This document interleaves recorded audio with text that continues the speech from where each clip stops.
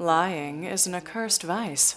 You feast while all around you people starve! I did a bunch, and that's the one they chose. Bless their hearts, they took it!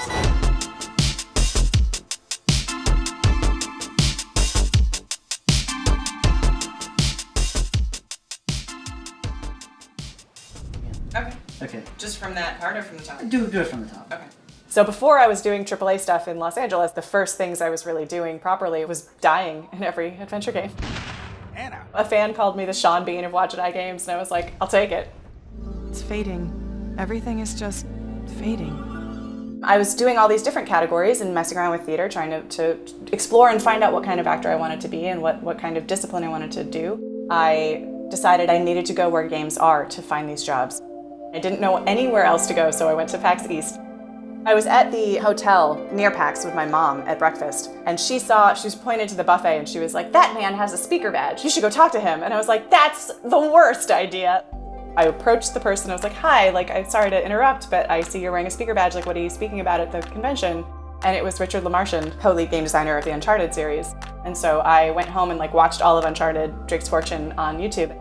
I knew that games were special and being in them would always be fun, but I didn't know that they were collaborating and rehearsing and involving actors early and involving their input and developing these characters and dynamics in such a thoughtful and familiar way to other media.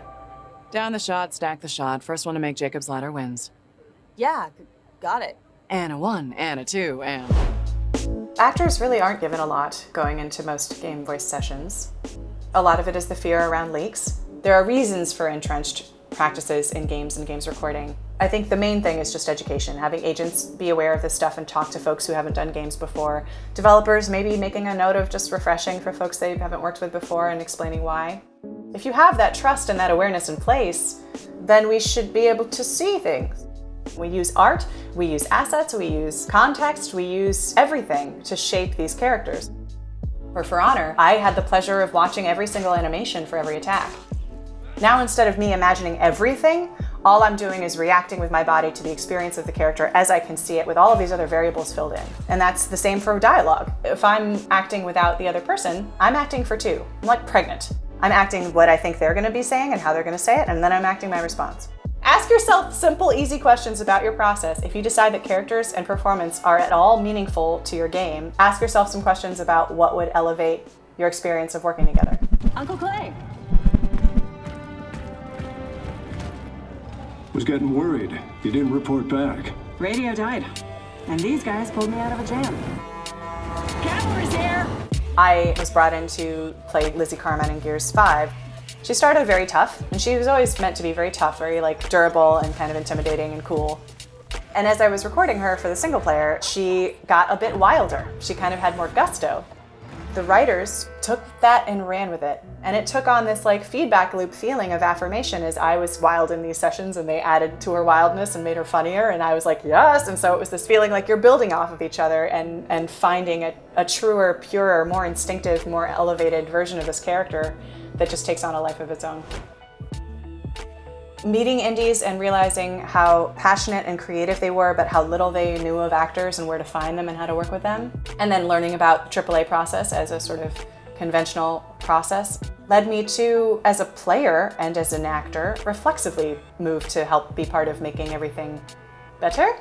This is true of actors, that they want to work on indies very badly, of any kind. I mean, that's where a lot of the most experimental, interesting work is happening. And so, as of recently, there's a contract with the Actors Union that lets us work on this type of stuff, and that makes massive me thanks so to this one. happy. Yes. Yeah. Massive Yes. thanks to this one. The biggest fear that I had was coming and wanting to work with big developers, that I had been fans of forever, who had resources and big brand vision and all that other stuff without leaving indies behind. And so for indies not to be covered by a union contract was really worrisome to me.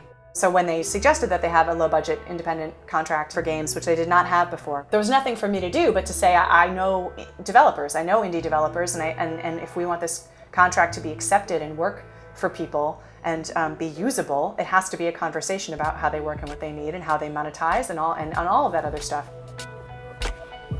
Curiosity is the starting ingredient. If you have curiosity and respect for the mystery and the opportunity in what someone else does that is part of your creation community, then you will collaborate. Because you will ask what they need and how they work best, and they will ask you the same, and together you will find a compromise.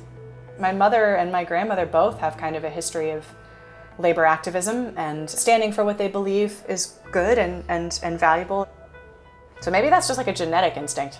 But it was very instinctive. It was just like, I can help. I can't sit by if there's something I can do to make this process go well.